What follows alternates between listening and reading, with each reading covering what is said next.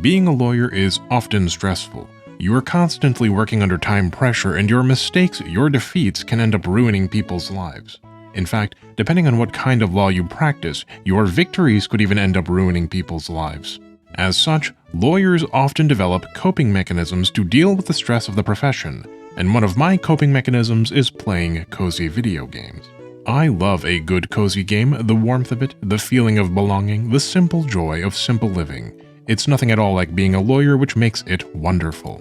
And it's a lot healthier for you than the traditional lawyer coping mechanism, which is drinking. Lots and lots of drinking.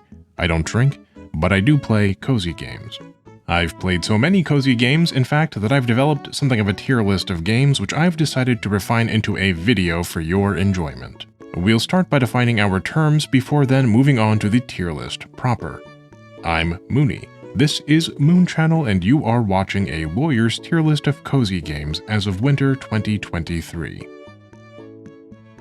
Before we begin with definitions, though, it is important when playing your favorite cozy game to allow your ears to be as cozy as the rest of you.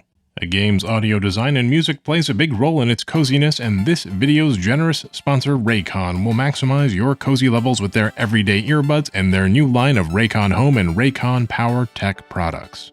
Raycon provided me with a pair of everyday earbuds in stylish electric blue, and let me tell you, the sound quality and feel of these earbuds do not disappoint.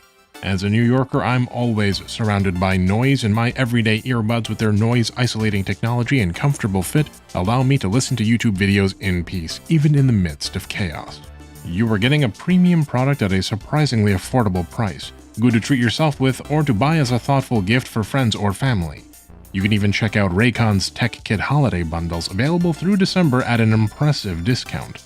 This holiday season, get premium audio and power tech at a great price.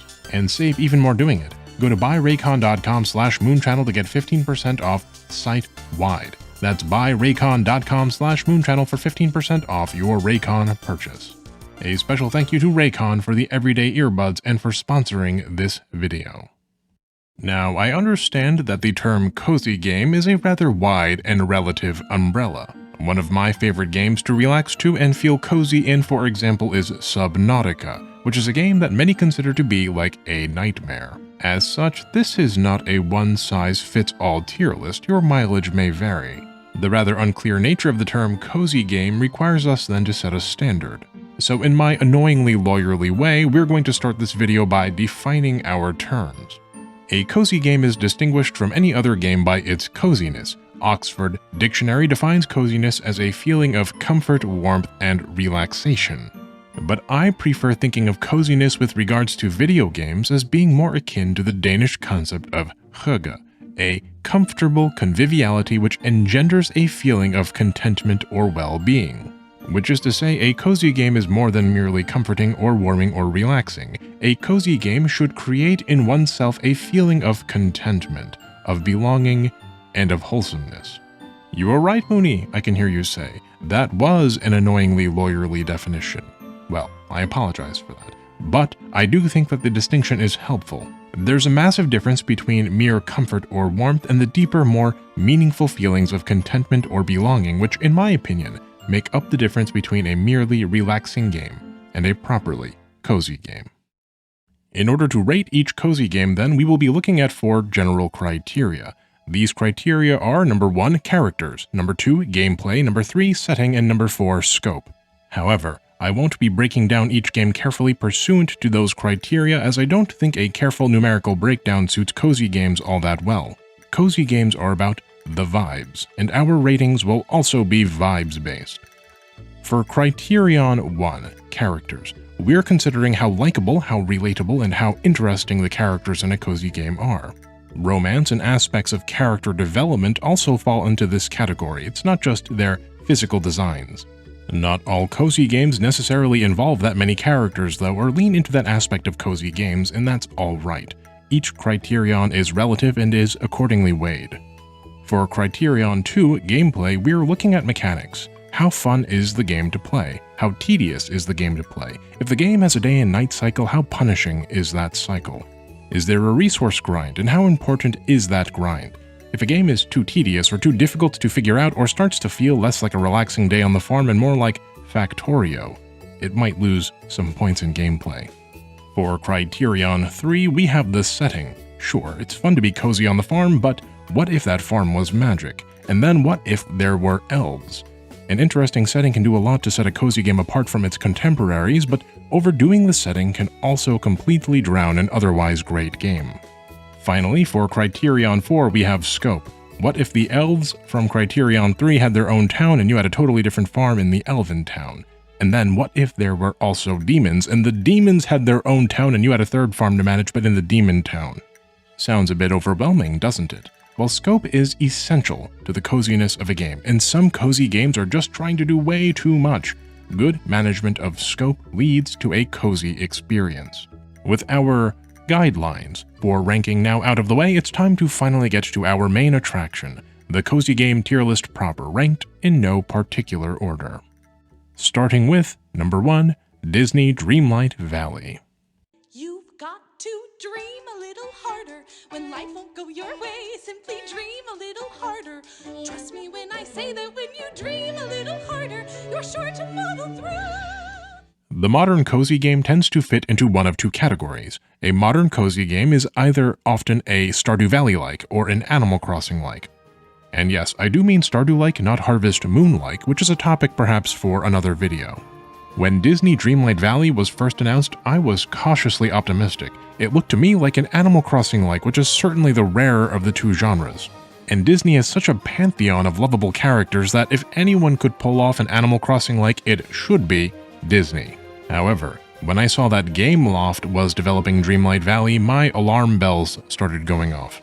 Gameloft is a mobile game company, and I'd played their games before.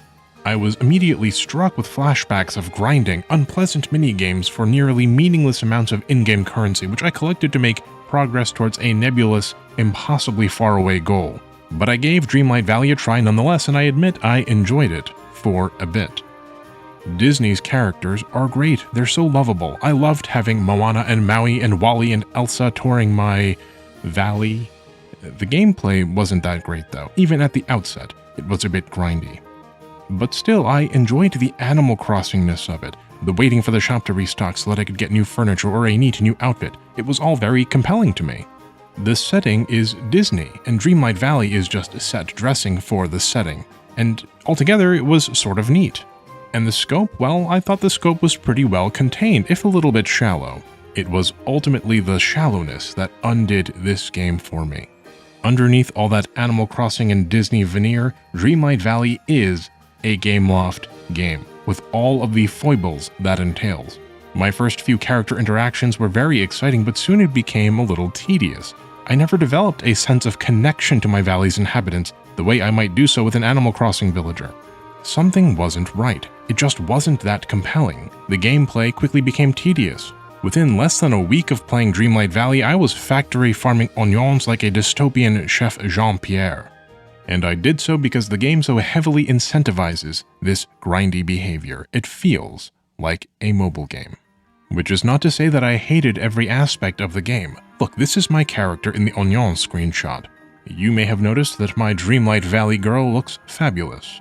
I might be a straight male, but I loved dressing up my character and decorating my valley. You see, this is what I get for ad-libbing in a fun, casual script. I deserve this. In any case, Dreamlight Valley can be cozy and it can be fun, but the joy is front-loaded. The game quickly becomes tedious, and before long it ends up feeling a bit disingenuous and a little bit inauthentic, but not that cozy, which is a real shame. Disney's Dreamlight Valley goes into the D tier, because it's hard not to imagine what this game could be when one experiences what it is. As if you're good and you're attractive, no need to be proactive. Good things will just happen to you. If Dreamlight Valley constitutes an Animal Crossing-like, then Coral Island is a fine example of a Stardew-like. Instead of inviting a cadre of lovable characters into your carefully curated village, you are the one who is invited into a carefully curated village full of ostensibly lovable characters. I say ostensibly because though I like the characters and often find them compelling, I'm also struck with a sort of uncanny valley feeling whenever I do interact with a villager. The game's setting is Southeast Asia, which is awesome. I love that idea. But this is not the Southeast Asia I'm familiar with. Coral Island feels like a tech influencer resort in Bali, which might be heaven for some people but is a little closer to hell for someone like me. Here comes the first of many Stardew comparisons in this video, but in Stardew, Pelican Town feels like, well, a small town. It's a bit grungy, it's a bit run down. The town itself has some soul, some character. But Coral Island? Well, the whole town looks like a resort on Batam Island, la. It even has its own resort sign thingy. The Joja of this game, the corpo enemy, is Pufferfish Drilling Corporation, whose goal is to drill oil on and around Coral Island. I'll be honest, Pufferfish doesn't even look out of place on Coral Island. Quite to the contrary, if this was real-life SEA, a place like Coral Island is exactly where I'd expect to find the regional office of an oil drilling company. The residents of Coral Island suffer from a similar issue. The characters often don't feel that real, and so the experience lacks a sense of belonging, of coziness. Everyone on Coral Island is way cooler than me, and it makes me uncomfortable. I feel so out of place. Look at Waku, for example, that smoldering K-pop son of a gun. His hair color changes with the seasons. Let's also look at Leia the yoga instructor, or Yuri the doctor, or Pablo the blacksmith. Each of these characters looks like the coolest person your coolest cousin happens to know. Okay Mooney, you Mesopotamian boomer, what's wrong with that? Well, there's nothing wrong with that, it's just, I don't feel like I fit in, I don't feel like I belong, which is a big part of my definition of coziness. Now, Coral Island also suffers both from a bit of underbaking, which affects the actual gameplay, and a bit of scope creep.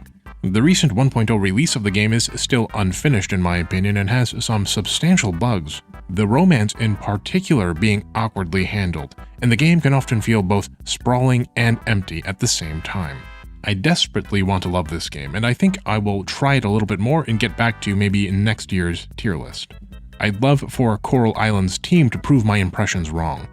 I loved catching all the interesting bugs, but for now, I'm placing Coral Island in the C tier. C for Coral Island. Oh, and also for fun, let's do a romance report. Though I never really took romance too far in Coral Island due to aforementioned awkwardness, I attempted to woo Leia and Alice, but never really took it too far. Yuri is my best friend. And Lily looks and acts like a combination of my two younger sisters, and so she is also my best friend. If I started playing again, I think I'd consider trying to woo Eva. We'll see how that works out for us. Next up on the list is the original Super Nintendo Harvest Moon. Harvest Moon is a bit of a weird game for this list because it is so old. It lacks all of the quality of life upgrades that help with the tedium of farming, like automatic chicken feeders. But if you enjoy Stardew, I genuinely think that a return to SNES Harvest Moon might scratch the itch a little bit. I think you'd be surprised at how much even the best games in the cozy genre owe to the innovations of the original Harvest Moon. The game has a hard time limit. Your time on the farm concludes after 2.5 years, but there's no forced sleep, oddly enough. Nighttime is indefinite, meaning that you can always go to the farm as late as you need to, or go to the hot spring for energy, or go to the bar. Despite how old the game is, the characters are interesting and the romances, though very simple, are compelling enough. It's easy to see why this game, despite its middling reviews, created a new genre of video games. I will forewarn that if you have the habit of min-maxing in your relaxing games, Harvest Moon SNES can be essentially feature completed within the first half year of the game's cycle, thus reducing the rest of the 1.5 years in the game to what is essentially tedious nothingness. But if you take your time and don't look anything up and just enjoy it, the original Harvest Moon has a lot to offer. The original Harvest Moon goes into the C tier. It's fun, but dated, and if you figure out how to min-max the game and can't resist doing so, it's a short and potentially tedious experience. Romance report, I am Team Nina, all the way. There's not enough time in this video for me to go through all of the other Harvest Moon and Story of Seasons games, never mind cover the IP can of worms that is the Story of Seasons debacle. I'm sure we'll get to that topic eventually. On the games themselves, the introduction of female playable characters, same-sex relationships, and tons of quality-of-life options means that a lot of the newer Harvest Moon / Story of Seasons games are well worth your time, but the gameplay and scope and setting and characters, they all still feel just a little bit shallow, to the point sometimes where the games even feel just a little bit passionless, a little rote. There are some standout games in the series, such as More Friends of Mineral Town, which was my youngest sister's favorite game for a time. As such, I am placing the series as a whole into the C tier, but the standouts like MFOMT into the B tier. Wait, Mooney, does this include Rune Factory, a Fantasy Harvest Moon? No, it does not. We'll get to those games later in the video. As for our romance report, I was a Nina loyalist in the OG, and I am Team Potpourri in the follow-ups, though I specifically recall marrying Anne in Friends of Mineral Town. Mary is my best friend. I wonder why that might be. Next, we have an unusual inclusion in Potionomics.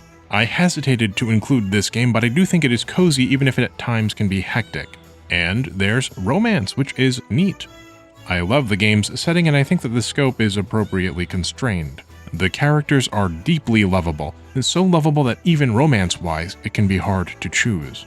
The gameplay, however, could use a little bit of work. I found the experience of gathering ingredients and the timing a bit intimidating at first, but my youngest sister, Pearly, who played the game at the same time I did, cracked the code of the game and easily broke it open, rendering it not a challenge at all. For her, the game was over before she even knew it, and I struggled to beat the game at all. I may have once been a top 200 StarCraft 2 player, but that don't mean I am any good at potion selling.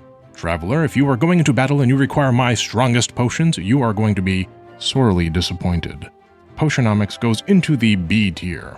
Romance report, I was painfully indecisive in this game about romance, and I thought about romancing Mint, Saffron, Zid, and Luna before choosing Zid, though if you asked me to play the game again, I genuinely couldn't pick. Maybe Luna? No, Saffron. Never mind. Also, no offense to Roxanne, but as a lawyer, I've dealt with enough devils in my time. Thank you very much. As I recall, Pearly was into Quinn. Good taste, that girl.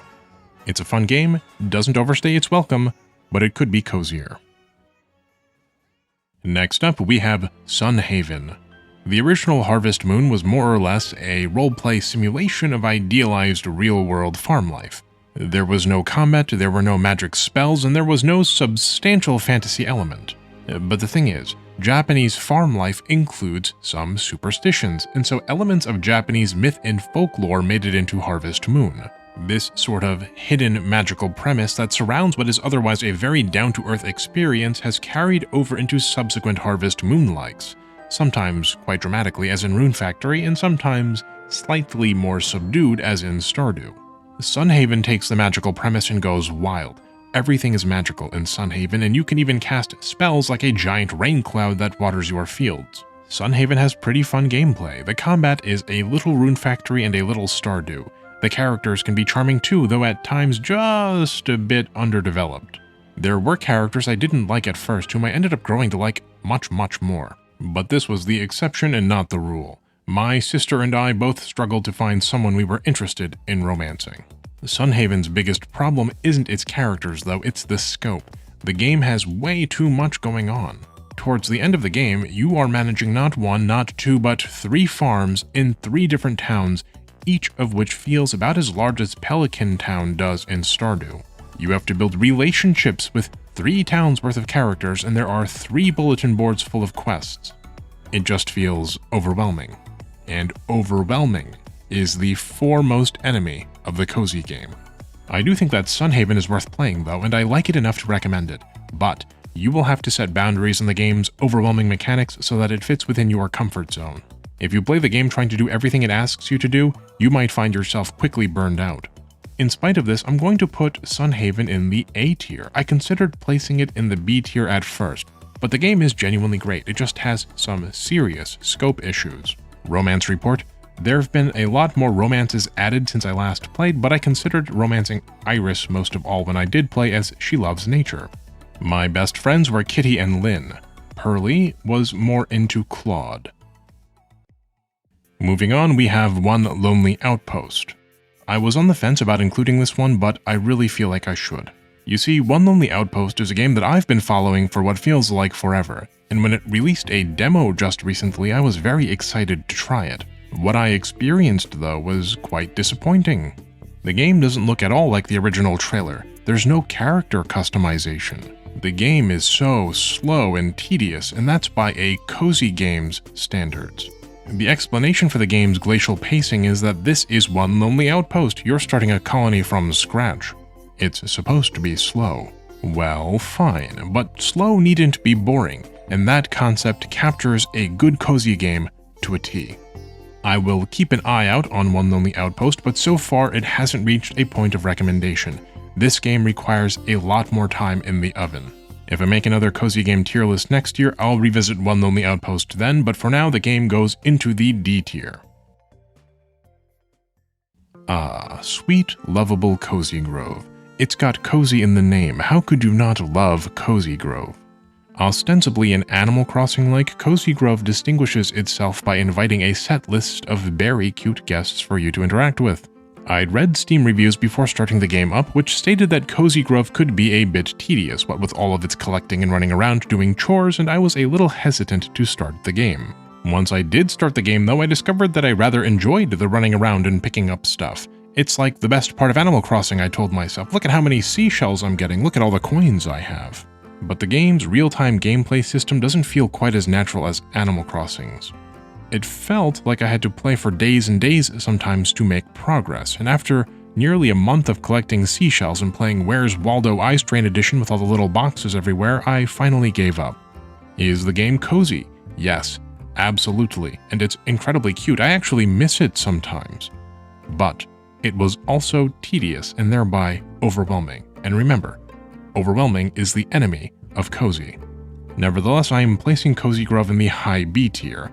I really like what the dev team has done, and despite the flaws in Cozy Grove, I genuinely feel that this game has some special magic to it that I'd love to see more of in the future. Just listening to this soundtrack while editing the video makes me feel nostalgic for it. This is a pretty deep cut, Verdent Skies. I own this game because I met the creator once at a game developer conference and was passed a code. I find this game to be really ahead of its time, and I wish that it got more attention. Verdent Skies is more fully baked than a lot of the more hyped games on this list, but I think at times it gets overlooked because the art style isn't quite as stylized, and the gameplay can look a bit stiff. The farming system is actually quite robust, with an interesting hybridization mechanic. The story is pretty interesting, and the characters are all very unique. Unique though to the point where it takes away a little bit from the sense of belonging. In Stardew, one is moving into a town with an established culture and with people and places that have a history there. In Verdent Skies, your settlers move in Animal Crossing style, but do so piecemeal, and except for one or two characters, they don't really have any unifying history or background. We all felt like strangers, and even after I got to know some of the characters, they each all still felt like strangers to each other, which detracts from the experience of belonging. Nevertheless, I desperately want to support Verdent Skies in hopes that the developer, Howling Moon Software, might continue to experiment on and develop games. I believe in their vision, and this is a great first effort. I'm placing Verdent Skies in the B tier. Romance Report, I romanced Rosie Martinez, the blind mechanical engineer, and the first character you really get to know in the game. She's super sweet, very well written, and an altogether great character. A little Penny, a little Anne, all around wonderful. I honest to God never figured out what I was supposed to be doing in Kynseed. I don't really understand the plot, I don't understand the things with the kids, I don't know how the romance works, or how the festivals work, or how anything works at all. I tried reading stuff on the wiki, I tried looking things up on Reddit. And so though I figured out individual parts of the game, the entire experience never clicked for me. I figured out how to use my weird treasure thing to teleport. I discovered that dying and artifacts move your years forward. But the game was super overwhelming right from the get-go and never seemed to let up on the overwhelmingness. The art is cute and at times it's beautiful, but the character designs aren't that great, and the combat, which plays like it is a core mechanic, is presented in a way which makes it feel optional. I never managed to lock myself into a comfortable gameplay loop, and the pacing is inconsistent at best. I'd love to see where the game ends up going, but it's suffering pretty seriously from scope creep and lackluster character development/design. The graphics are beautiful, but there's only so much that the graphics can do to make up for the other design problems. As such, I am placing Kynseed into the C tier. Romance Report, I pursued Star Sapphire, though I never figured out how to exactly lock in the romance stuff. I tried to pursue Raven Loon, but she hates my guts, and that's why Bad Romance is playing in the background of this section, in case you were wondering. Spiritfarer isn't a typical cozy game, but I think it fits here because it is just such a powerful, heart-moving game. I'm going to put a spoiler alert here. I'll try to avoid spoilers, but please skip ahead if you want to be absolutely safe. Now, as much as I loved Spiritfarer, I just couldn't finish the game. There's not a lot that gets to me as a lawyer. Judges, opposing counsels, police officers, violent no-goodniks chasing after my clients, those don't scare me in the least. But saying goodbye in the context of this game? Ugh, no, it's too much for me. I put down the game and stopped playing it for almost half a year after I encountered the game's first big event. I did the same after the second event, and then I tried to power through and did 2 or so of those events in a row before I simply gave up.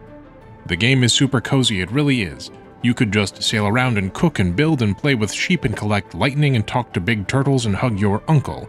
But the point of the game is that there comes a time when one must move on, and the characters will remind you of that. So the game is superlatively cozy, yes, that's true. But the coziness comes with an underlying message that, at least for me, carries with it tremendous anxiety. I am placing Spiritfarer in the A tier because it's an amazing game that feels cozy, and it feels wrong to place it anywhere lower than A. But if you're looking at the game strictly within the context of coziness, then it might be a little bit more of a B tier. My time at Portia/Sandrock is a bit of an outlier in the Stardew-like genre of cozy game in that it is both 3D and very, very heavily crafting based. My tie has a lot going for it. There's a lot of variety in the games, and the scope is often relatively well contained. The characters are likable, if a little stiff, and the graphics and gameplay are both passable. The game is more complete feeling than, say, Kynseed, where everything feels perhaps a little bit disjointed. Now, Portia takes place in a relatively unremarkable fantasy castle town, but hints at a sort of post-apocalyptic situation, which makes for a fun setting. Sandrock, on the other hand, takes place in the desert. You know, video game developers have a funny habit of taking their games and just putting them in the desert without thinking about the consequences of that decision. Cyberpunk and Fallout and GTA 5 have desert portions of the map, and these feel appropriately geographically placed and add a lot of character to their respective game worlds. But Saints Row taking place in the desert feels arbitrary and takes away from the setting of the game. You can't just put your game in the desert. They're called deserts because they are deserted, they're barren and lifeless and full of sand. You know what they say about sand, right? Sandrock's setting feels a bit thoughtlessly assembled at times. Hey, we did a nice grassy fantasy town, how about a desert next? If this pattern continues, maybe we'll see My Time at Wintergreen next. I'm being completely unnecessarily mean-spirited though. In all honesty, I enjoyed Portia and Sandrock. The setting and characters could be a bit more engaging, but the scope is pretty well realized, which is a big deal for any Stardew-like. The gameplay just never clicked with me, but only because I'm not a fan of that Factorio craftathon feeling. I'm placing My Time in the C tier, though it's a high C, maybe a low B. The rating might change too as I play a little bit more Sandrock. For our romance report, I never completed a romance in Portia, but I was courting Emily and Ginger. Ultimately, I think I would have decided upon Emily just because she's your character's childhood friend and it feels appropriate. As for Sandrock, I haven't played it very much just due to how busy I've been, but I'd probably end up romancing Nia, who is both the player's childhood friend and a botanist. Mianne is my best friend. Can you guess why? Moving on, we have Rune Factory, and specifically I'm going to be rating Rune Factory 4. Some people prefer 3. 5 is alright, but 4 is the closest that Rune Factory has ever gotten to perfection, in my opinion. Rune Factory markets itself as a fantasy Harvest Moon, and it plays a bit like a cross between a traditional farming cozy game and an action RPG. As such, it might not appeal to everyone who is looking for a cozy experience. The characters in Rune Factory are distinctly adorable and lovable. The fantasy RPG setting is fun and the gameplay is never too hard but always interesting. There are some mechanics that can be half-baked though. The romance, though sweet and meaningful, takes a long time to actually finish, such that one can beat the entire game's action elements and progress years into the game before even some of the earliest random events for romance have triggered. As such, despite playing tons of Rune Factory 4 with Pearly, I've never completed a romance arc through to marriage, which is distressing because Rune Factory 4 has one of my favorite bachelorettes in any of the cozy games I've played, in the very capable, responsible character of Forte. If you're okay with a bit of action and find joy in the, at times, rather cheesy elements of JRPG tropes, you'll find a lot to love with Rune Factory 4. And if you want more RF4, RF3 is just as good. And RF5 is okay.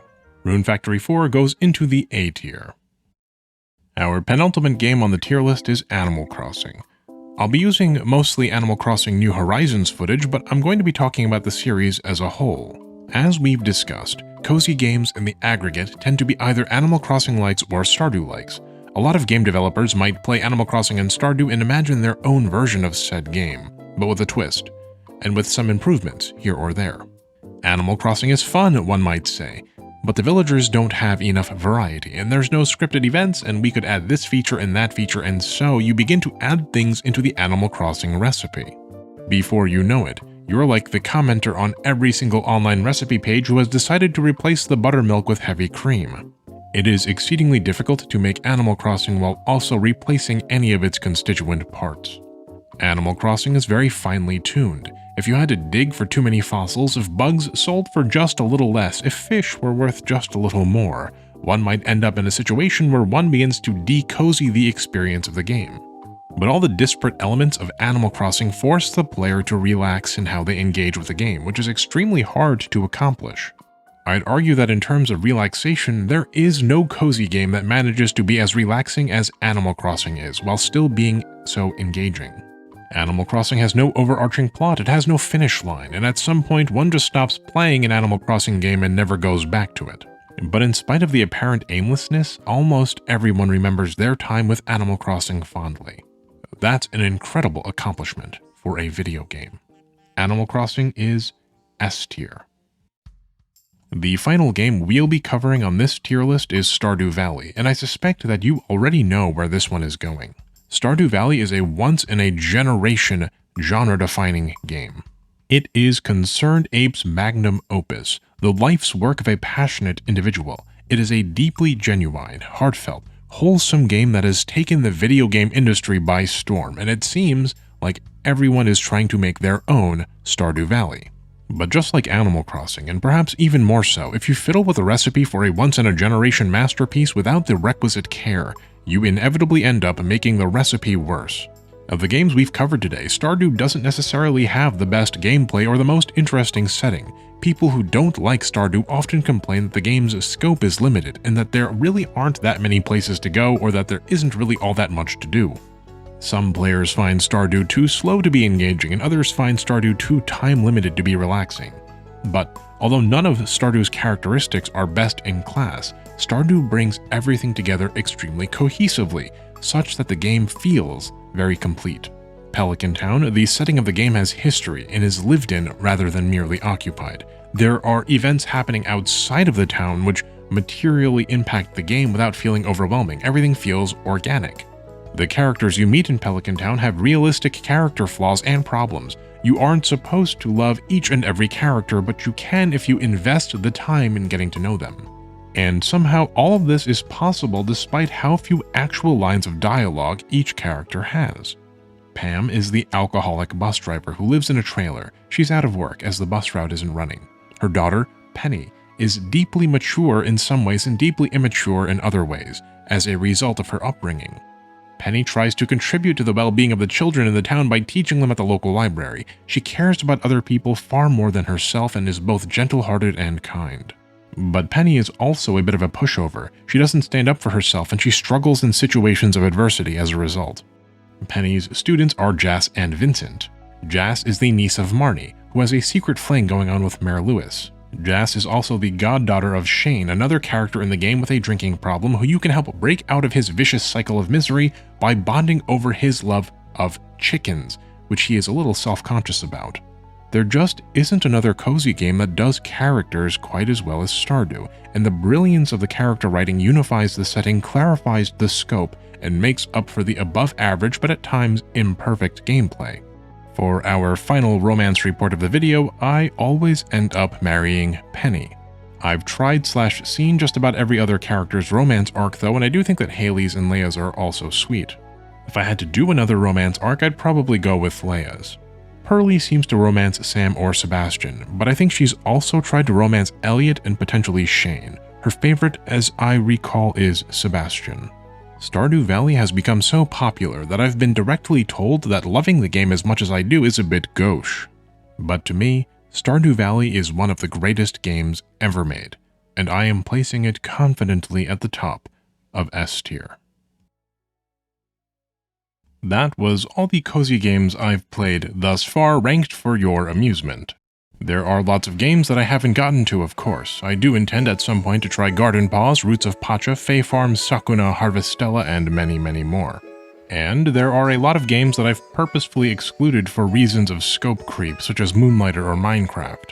And then there are also yet other games that I've excluded because I'd like to play them more first before rating them, such as Calico. If you enjoyed this tier list though and would like for it to become an annual or even biannual thing, just let me know in the comments.